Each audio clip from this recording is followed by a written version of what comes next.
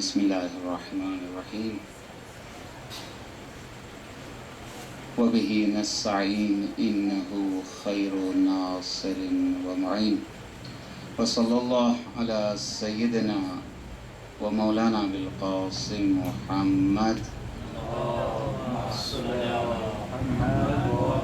وعلى الطيبين الطاهرين أما بعد فقد قال الله الحكيم في كتابه الكريم وأصدق الصادقين بسم الله الرحمن الرحيم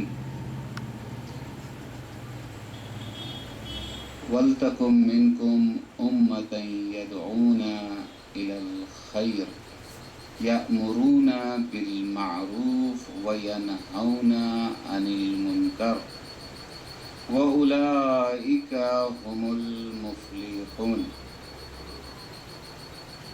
آج کے اس کلاس میں ہماری گفتگو ہوگی، جیسے کہ آپ کو پہلے ہی سے بتا دیا گیا ہے، وہ امر بالمعروف اور نہی عن المنکر۔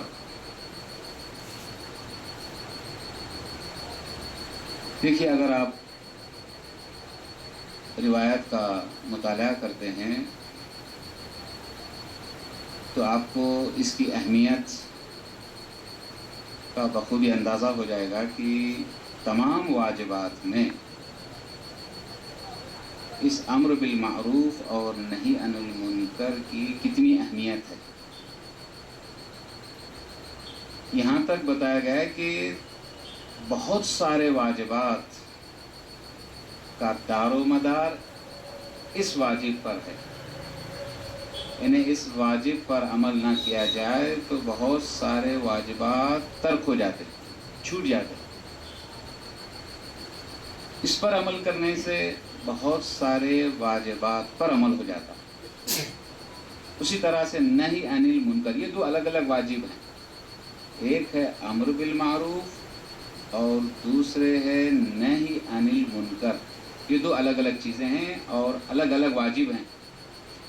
اور جیسے آپ جانتے ہیں کہ فروع دین میں بھی اس کو شمار کیا گیا ہے، امر بالمعروف اور نہی عن المنکر، 7واں اور 8واں۔ قرآن مجید نے بھی متعدد مقامات پر پوری صراحت کے ساتھ اس کا حکم دیا ہے کہ مسلمانوں کو، تمام امت مسلمہ کو حکم دیا ہے کہ تم امر بالمعروف اور نہی عن المنکر پر عمل کرو، یعنی ایک ایک فرد پر اس ذمہ داری کو عائد کیا گیا ہے۔ قبل اس کے کہ ہم تفصیلی گفتگو شروع کریں اس موضوع کے تعلق سے، اس ٹاپک کے تعلق سے، اس میں 4 لفظ ہیں جس کے متعلق ہمیں جاننے کی ضرورت ہے، اس لیے کہ یہ امر بالمعروف اور نہی عن المنکر عربی ہے، ہم اہل عرب نہیں ہیں۔ ویسے یہ الفاظ جو ہے ہمارے درمیان بہت ہی زیادہ رائج ہیں، لیکن میں چاہتا ہوں کہ ایک ایک لفظ جو ہے وہ واضح ہو جائے، کسی طرح کا کوئی شبہ نہ رہے۔ اس میں 4 لفظ ہیں امر بالمعروف اور نہی عن المنکر کے تعلق سے۔ آپ اگر آئندہ سے شرکت کرتے ہیں تو بہتر ہی ہوگا کہ چونکہ ہماری کلاس ہے، اپنے ساتھ میں ایک تھوڑا سا کاغذ اور پین وغیرہ رکھیں تو اس کو محفوظ کریں لکھ کر، تو انشاءاللہ یہ ساری باتیں جو ہے آپ کو مفید ہوں گی۔ تو اس 2 اہم واجب میں 4 لفظ ہیں۔ قبل اس کے کہ اس کی اہمیت، شرائط اور مراحل کی طرف ہم گفتگو کریں، ان الفاظ کو وضاحت کیے دیتے ہیں۔ ایک ہے امر، دوسرے ہے معروف، تیسرے ہے نہی اور چوتھے ہے منکر۔ امر بالمعروف، امر کیا ہے؟ امر ہے حکم کرنا، آرڈر کرنا، یا اگر عام لفظ میں کہا جائے تو دعوت دینا۔ اب دعوت میں حکم بھی ہو سکتا ہے، امر بھی ہو سکتا ہے، سفارش بھی ہو سکتی ہے، نصیحت بھی ہو سکتی ہے۔ امر کے معنی حکم کرنا، دعوت دینا۔ معروف نیکی کو کہتے ہیں، یعنی جو کچھ نیکی ہے اس کو معروف، ہر نیکی کو معروف کہا جاتا ہے. اور آپ کو یہ بات بتا دیتا ہوں کہ معروف معرفہ سے ہے، ما عرف بہ النفس. اب یہ بھی آپ اچھی طرح سے جان لیں، بہت اچھا نکتہ ہے. معروف کو معروف کیوں کہتے ہیں؟ معروف نیکیوں کو معروف کیوں کہتے ہیں؟ اس لیے کہ اس سے نفس انسانی آشنا ہے، فطرت آشنا ہے. فطرت انسان نیکیوں سے آشنا ہے. یعنی خود بچہ جو دنیا میں پیدا ہوتا ہے، جیسے جیسے بڑا ہوتا ہے، وہ خود بخود فطری طور پر نیکیوں سے آشنا ہے. چونکہ نیکیوں سے آشنا ہے اسی لیے نیکیوں کو معروف کہا جاتا ہے. منکر نکرہ سے ہے. نکرہ یعنی جس سے فطرت انسان آشنا نہ ہو، جس سے انسان کی فطرت قبول نہ کرے، جو انسان کی فطرت کے خلاف بات ہو اس کو منکر کہتے ہیں. جو فطرت کے مطابق ہو اس کو معروف کہتے ہیں، جو فطرت کے خلاف ہے اس کو منکر. اب اگر امر بالمعروف آپ کر رہے ہیں، یعنی نیکی کی طرف دعوت دے رہے ہیں، اس کا مطلب یہ ہوا کہ آپ انسان کو اس کی فطرت کی طرف بلا رہے ہیں. نہیں عن المنکر کر رہے ہیں تو اس کا مطلب یہ ہوا کہ آپ اس کو جو بات فطرت کے خلاف ہے اس سے آپ اس کو روک رہے ہیں. دیکھیے کتنی ہمارے نفس سے قریب بات ہے، ہماری فطرت سے یہ قریب بات ہے. تو امر کے معنی ہوئے دعوت دینے کے، حکم کے، آرڈر کرنے کے. معروف یعنی نیکی. اب نیکیوں میں جو ہے واجبات بھی آ جاتے ہیں، مستحبات بھی آ جاتے ہیں. اس لیے کہ ہر واجب بھی نیکی ہے. خداوند عالم نے اسی چیز کو واجب قرار دیا ہے جو ہمارے لیے بھلائی ہے، جو ہمارے لیے نیک ہو. اور جو چیز مستحب قرار دی ہے وہ بھی ہمارے لیے بھلائی ہے اس میں، اور وہی نیکی ہے. تو معروف میں تمام واجبات بھی آ جاتے ہیں، مستحبات بھی آ جاتے ہیں. نہیں کے معنی کیا؟ نہیں معنی روکنا، منع کرنا. کوئی انسان انجام دیتا ہے کام کو، اس کام کو انجام دینے سے اس کو روکنا کہتے ہیں نہیں. منکر یعنی جس سے انکار کیا گیا ہے، جس کو انجام دینے سے منع کیا گیا ہے اس کو منکر کہا جاتا ہے. یعنی معروف نیکیاں، منکر حرام چیزیں. منکر میں جو ہے حرام چیزیں بھی آ جاتی ہیں اور مکروہ چیزیں بھی آ جاتی ہیں. نہیں عن المنکر کا کیا مطلب ہے؟ یعنی حرام چیزوں سے روکنا، مکروہ چیزوں سے بھی روکنا. یہ دونوں چیزیں اس میں آ جاتی ہیں منکر میں، حرام بھی اور مکروہات بھی. تو 4 لفظ تھے، اس چاروں الفاظ کی وضاحت ہو گئی. آپ کو کوئی طرح کا کوئی ڈاؤٹ نہیں ہے؟ امر بالمعروف اور نہی عن المنکر. تو یہ تمام واجبات میں اہم واجبات ہیں. یہاں تک بتایا گیا کہ آخری زمانے کی علامات، ظہور امام سے پہلے آخری زمانے کی علامتوں میں سے ایک علامت، بہت اہم علامت یہ ہے کہ لوگ ان دونوں واجبات پر عمل کرنا چھوڑ دیں گے. لوگ امر بالمعروف کو ترک کر دیں گے، نہی عن المنکر کو چھوڑ دیں گے. اور لوگوں کی حالت یہ ہوگی کہ امر بالمعروف کرنے کو عیب سمجھیں گے، نہی عن المنکر انجام دینے کو عیب سمجھیں گے.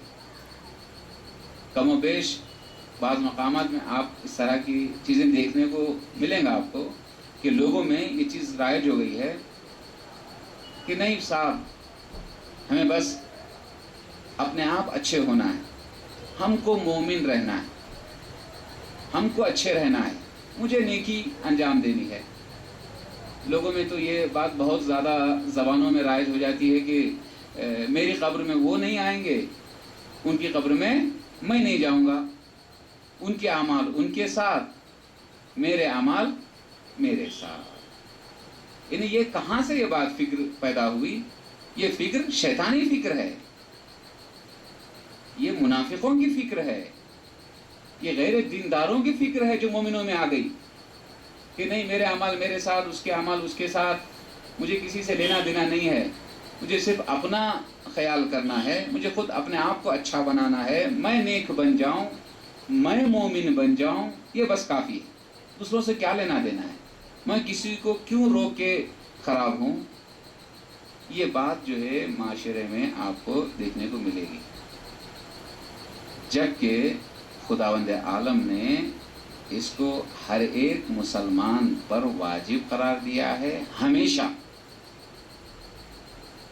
یعنی اگر آپ اس پر عمل نہیں کریں گے تو اس کے نتیجے میں آپ سے بہت سارے واجبات چھوٹ جاتے ہیں، بہت سارے واجبات چھوٹ جائیں گے، لوگ نماز پڑھنا چھوڑ دیں گے، روزے رکھنا چھوڑ دیں گے، استطاعت رکھتے ہیں، حج کر سکتے ہیں، اگر اس پر عمل نہ کیا جائے تو لوگ حج کرنا چھوڑ دیں، لوگ گناہوں میں مبتلا ہو جائیں، حرام کاموں میں مبتلا ہو جائیں۔ کیوں مبتلا ہو جائیں؟ اس لیے کہ یہ دو اہم واجب جو ہے لوگوں سے ترک ہو گئے ہیں۔ ذرا غور کریں آپ، اس کی اہمیت کیا ہے شریعت مقدس اسلام میں۔ مولا امیر کے زندگی کے آخری وصیت نامے میں جہاں پر مولا حسن و حسین سے خطاب کر کے آپ نے کئی چیزوں کی وصیت کی ہے، اسی مقام پر آپ دیکھیں گے کہ مولا امیر نے اپنے بیٹوں کو امر بالمعروف اور نہی عن المنکر انجام دینے کی وصیت کی ہے، تقوی کی وصیت کی ہے، قرآن کے سلسلے میں وصیت کی ہے، ایتام یعنی یتیم بچوں کے سلسلے میں وصیت کی ہے، پڑوسیوں کے سلسلے میں وصیت کی ہے، بہت ساری خاص چیزوں کے سلسلے میں وصیت کی ہے، سفارش فرمائی ہے۔ انہی چیزوں میں سے ایک چیز ہے امر بالمعروف اور نہی عن المنکر۔ اب اسی سے اس کی اہمیت کا اندازہ لگائیں کہ مولا امیر اپنی زندگی کے آخری لمحات میں بھی اپنے بیٹوں کو ان چیزوں کی علیہ السلام وصیت فرماتے ہیں۔ حالانکہ مخاطب امام حسن و حسین ہیں، لیکن حقیقت میں تمام امت مسلمہ ہے، تمام مومنین ہیں، تمام لوگ مخاطب ہیں۔ فرد سے مولا وصیت کر رہے ہیں اپنی زندگی کے آخری لمحات میں کہ دیکھو تم سے امر بالمعروف اور نہی عن المنکر ترک نہ ہونے پائے۔ اس سے آپ ان دو فرائض کی اہمیت کا اندازہ کر سکتے ہیں۔ دوسری چیز، مولا حسین کی قیام کا مقصد کہ مولا امام حسین نے قیام جو ہے کیا مدینے سے اور اپنا مقصد واضح کیا، ایسا نہیں کہ مقصد چھپا رہا، مقصد پوشیدہ رہا، ہم کہیں سے اپنی طرف سے تلاش کریں، میں اپنی طرف سے کہوں کہ امام حسین کا مقصد یہ تھا، کوئی اور مسلمان کہے کہ امام حسین کا مقصد یہ تھا۔ امام حسین نے اپنے مقصد کو اس طرح سے اجاگر کیا کہ کسی کو اپنی طرف سے حسین کا مقصد بیان کرنے کی اجازت نہیں دی۔ لیکن بڑے افسوس سے کہنا پڑتا ہے کہ کہاں تک ممبروں سے مقصد حسین بیان ہوتا ہے۔ جہلا قابض ہیں، مقصد حسین بیان کرنے کے بجائے دوسری تیسری باتوں میں لوگوں کو سرگرم کرتے ہیں۔ یہ اہم ترین مقصد ہے، یعنی اگر یہ مقاصد حسین بیان ہو جائیں تو امت میں انقلاب پیدا ہو جائے۔ آج جو امت سوئی ہوئی نظر آتی ہے، قوم سوئی ہوئی نظر آتی ہے، کیوں؟ مقصد حسین کو بیان نہ کرنے کے نتیجے میں۔ امام حسین نے واضح الفاظ میں بتایا کہ میں قیام کر رہا ہوں، یزید کے خلاف اٹھ رہا ہوں، شر پھیلانے کے لیے نہیں، فساد پھیلانے کے لیے نہیں، خون ریزی کا ارادہ نہیں ہے، بلکہ اصلاح امت جد ہے۔ میرے جد کی امت کی اصلاح کا مطلب کیا؟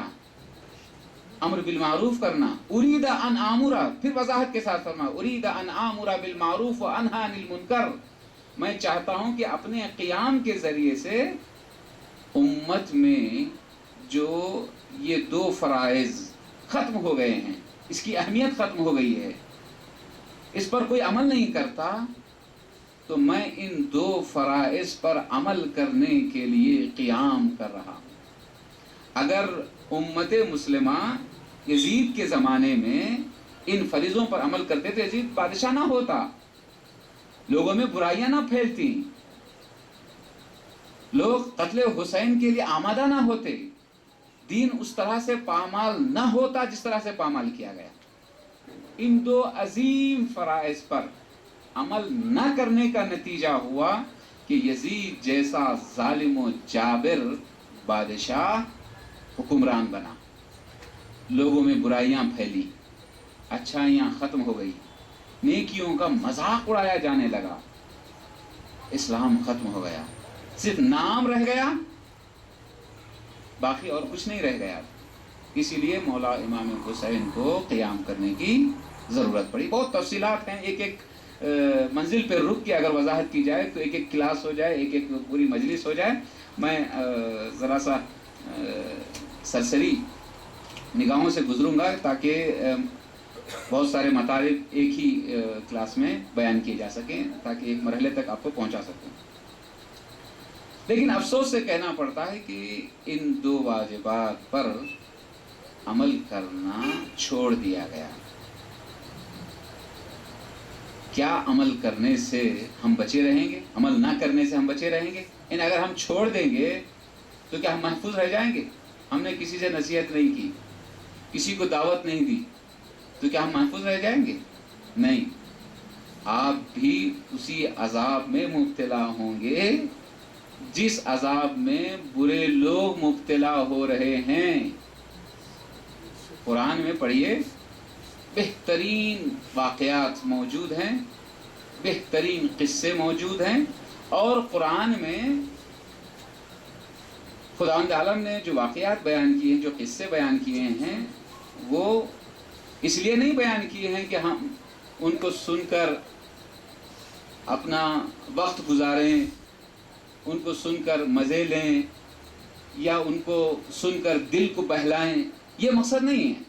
واقعات بیان کرنے کا مقصد یہ کہ ہم ان واقعات کے ذریعے سے عبرت حاصل کریں۔ تمام انبیاء کے واقعات، جتنے انبیاء کے واقعات قرآن مجید میں موجود ہیں، ہر ایک واقعے میں عبرت ہے۔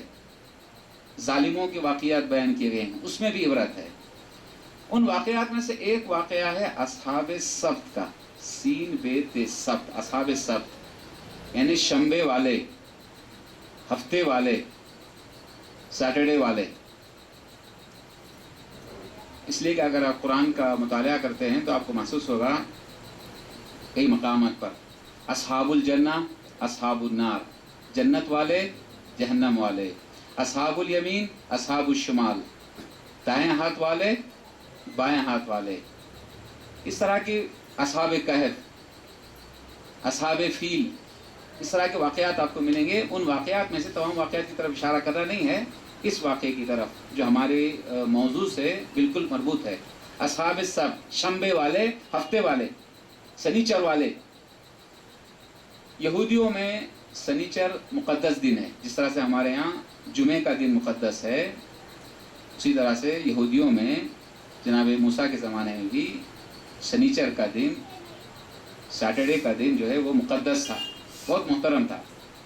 خداوند عالم نے قوم موسیٰ کو، بنی اسرائیل کی قوم کو اس دن مچھلیاں پکڑنے سے منع کیا تھا۔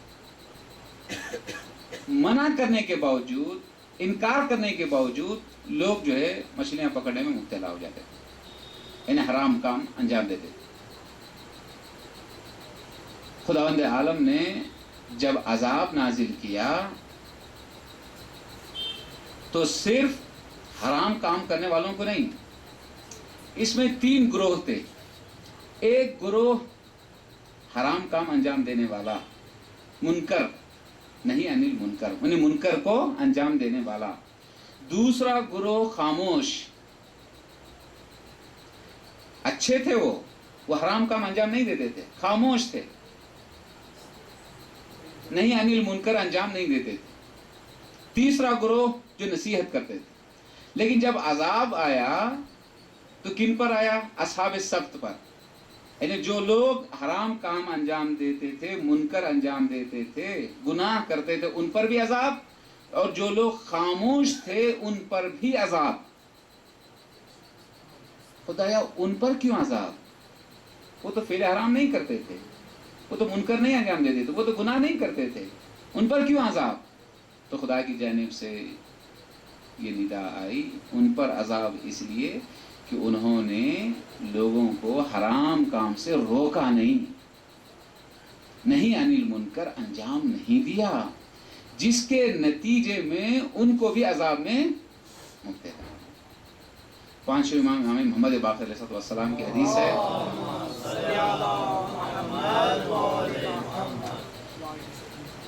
جناب شعیب ابن نون ایک نبی گزرے ہیں، ان کے زمانے میں بھی خداوند عالم کی طرف سے یہ حکم آیا کہ تمہاری قوم میں سے 1,00,000 لوگوں پر عذاب نازل ہوگا، 1,00,000 لوگوں پر عذاب نازل ہوگا. جناب شعیب نے خدا سے دریافت فرمایا کہ پروردگار، میری قوم میں سے صرف 40,000 لوگ برے ہیں، باقی 60,000 تو اچھے ہیں، نیک ہیں، مومن ہیں، ان پر عذاب کیوں؟ عذاب نازل کر رہا ہے تو برے لوگوں پر عذاب ہونی چاہیے. خدا کی طرف سے آواز آئی کہ نہیں، عذاب نازل ہوگا پورے 1,00,000 آدمیوں پر. وجہ دریافت کی گئی تو خدا کی طرف سے آواز آئی 60,000 جو نیک ہیں ان پر بھی عذاب اس لیے کہ انہوں نے بروں کو روکا نہیں، فعل حرام کرنے والوں کو روکا نہیں، نہیں عن المنکر انجام نہیں دیا، امر بالمعروف نہیں کیا، لوگوں کو اچھائی کی دعوت نہیں دی. اب اسی سے اندازہ لگائیں کہ جہاں پر بھی لوگ برائی انجام دیتے ہیں ہماری کیا ذمہ داری ہوتی ہے. ہم ہاتھ پہ ہاتھ دھرے ہوئے بیٹھ نہیں سکتے کہ مجھے کیا لینا دینا ہے، یہ میرا کام نہیں ہے، میں نے نماز پڑھ لی تو بات ختم ہو گئی، میں نے حرام کام کو انجام نہیں دیا تو میری ذمہ داری ختم ہو گئی. ایسے نہیں ہے، بلکہ اسلام چاہتا ہے کہ ہم پورے معاشرے میں، پورے سوسائٹی میں، پورے اجتماع میں ایک زنجیر کی کڑیوں کی طرح سے رہیں، ایک دوسرے سے جڑے رہیں، نیکیوں میں بھی جڑے رہیں اور حرام کام سے بچنے میں بھی جڑے رہیں، گناہوں سے پرہیز کرنے میں بھی ایک دوسرے سے جڑے رہیں. میں ٹھیک ہو جاؤں، میں نیک ہو جاؤں، یہ اسلام کی نگاہ میں کافی نہیں ہے جب تک کہ ہم اس فریضہ امر بالمعروف اور نہی عن المنکر کو انجام نہیں دیں گے. اگر آپ روزمرہ کی زندگی میں دیکھتے ہیں کہ ہم دنیا میں دوسرے لوگوں کو بہت ساری چیزوں سے بچاتے ہیں. کیسے؟ ایک انسانیت کے ناطے، بحیثیت ایک انسان، جب ہم دیکھتے ہیں کہ کوئی بچہ یا کوئی بڑا آدمی آگ میں گر رہا ہے تو کیا ہم اس کو نہیں بچاتے؟ یہاں نہیں دیکھتے کہ ہم مسلمان ہیں کہ نہیں، وہ آگ میں گرنے والا بھی مسلمان ہے کہ نہیں. انسانی تقاضے کے طور پر ہم آگ میں گرنے والے کو، جلنے والے کو بچانے کی کوشش کرتے ہیں. ہم نے تو دنیاوی آگ سے لوگوں کو بچا لیا، کیا جہنم کی آگ سے ہم لوگوں کو نہ بچائیں؟ ذرا غور کریں آپ. دنیاوی آگ سے بچانے کا ہم اہتمام کرتے ہیں، اس کے لیے بہت اہتمام ہے، گورنمنٹ نے بھی اہتمام کیا ہے، ہر جگہ اہتمام ہوتا ہے، بڑے بڑے آفیسز میں اہتمام ہوتا ہے کہ اگر خدا نخواستہ آگ لگی تو کس طرح سے اس کا مقابلہ کیا جائے. فائر اسٹیشنز ہوتے ہیں، طرح طرح کی چیزوں سے آگ سے بچانے کی کوشش کی جاتی ہے. دنیاوی آگ کے سلسلے میں ہم اتنا حساس ہیں، لوگوں کو بچانے کی کوشش کرتے ہیں، کیا جہنم کی آگ سے لوگوں کو نہ بچایا جائے؟ جبکہ دنیا کی آگ جہنم کی آگ کے مقابلے میں کچھ بھی نہیں ہے. یہاں تک روایت میں ملتا ہے کہ خداوند عالم نے جہنم کی آگ کو 70,000 مرتبہ ٹھنڈا کیا اور اس کے بعد جو اس میں گرمی رہ گئی تھی تو اس کو دنیا میں بھیجا. اب اسی سے اندازہ لگائیں کہ جہنم کی آگ دنیا کی آگ کے مقابل میں 70,000 برابر جو ہے حرارت اس میں پائی جاتی ہے. گناہ کیا ہے؟ منکر کیا ہے؟ نہیں عن المنکر. منکر